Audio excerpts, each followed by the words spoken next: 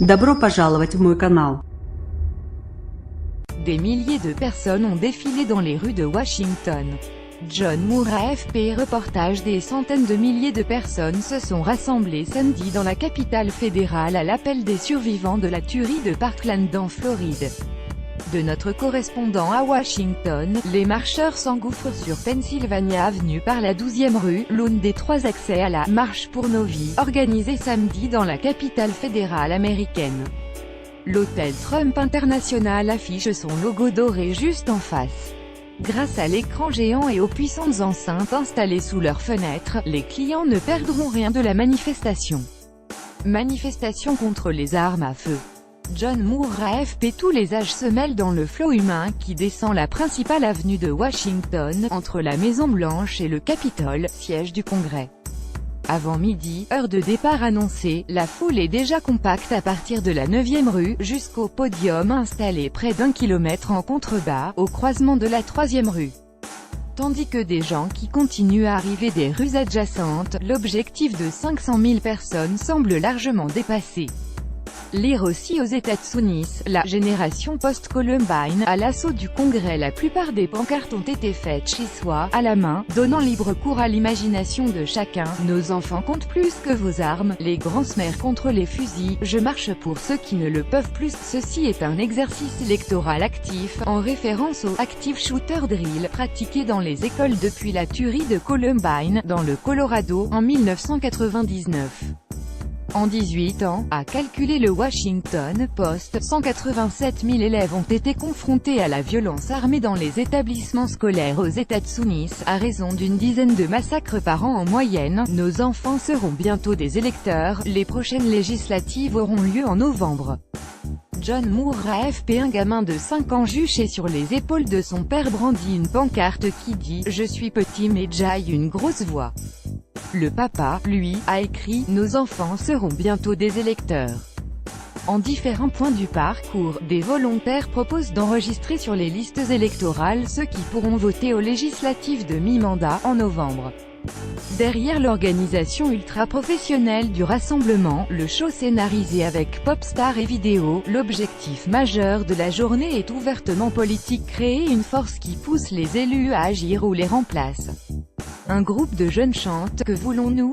Un contrôle des armes, quand le voulons-nous ? Maintenant, personnellement je ne suis pas favorable au 2e amendement consacrant le droit d'être armé », explique Janie Pensinenga, institutrice à l'école primaire Lafayette de Manalapan, dans le New Jersey. Mais je suis consciente que les progrès ne pourront être que progressifs.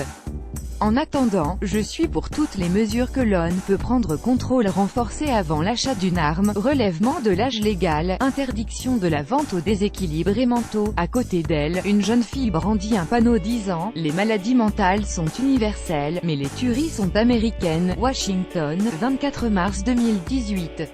Scott Olson, bienvenue à la révolution, proclame au micro Cameron Kasky, l'une des fondateurs du mouvement Never Again plus jamais, a lancé par les survivants de la tuerie de Parkland, 17 morts le 14 février dernier en Floride.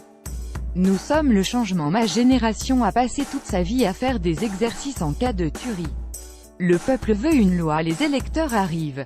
Cette marche n'est pas l'apogée, c'est le début.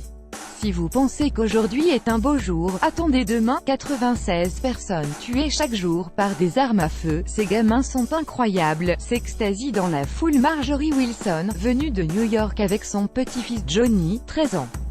Moi j'ai fait 1968 contre la guerre du Vietnam, je considère que c'était mon devoir de permettre à Johnny de vivre ça. L'adolescent timide dit simplement « Je suis content de participer à cette journée historique ». Sur un bout de carton il a écrit « Merci aux leaders étudiants. Des livres pas des balles ». Scott Olson AFP. L'hiver est fini, s'exclame à la tribune David Hogg, un autre leader du lycée Stoneman Douglas de Parkland. 96 personnes sont tuées par des armes à feu chaque jour dans notre pays. Nous allons nous débarrasser de ceux qui ne servent que le lobby des armes. Naomi Wadler, 11 ans, venue en voisine d'Alexandria, en Virginie, lance « Je suis peut-être toujours à l'école primaire mais je sais faire la différence entre le bien et le mal ». C'est ce qui a amené Anna Brozovsky, 14 ans, qui apprend le français à l'école internationale du District de Columbia. Cette journée est une prise de pouvoir, dit-elle. J'espère vraiment qu'il en sortira quelque chose, que la NRA, le lobby des armes, le Congrès et le président écoutent. Son petit frère Emmett, 13 ans, raisonne lui aussi comme un grand. Le deuxième amendement a été rédigé au XVIIIe siècle, quand il n'y avait pas de fusils automatiques.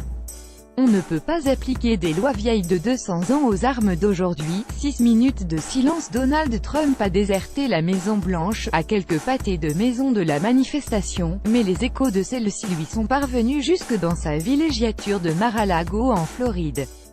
Nous applaudissons les nombreux jeunes Américains pleins de courage qui exercent leur droit au premier amendement aujourd'hui, déclare un communiqué de Lindsey Walters, porte-parole adjointe, en référence à la liberté d'expression.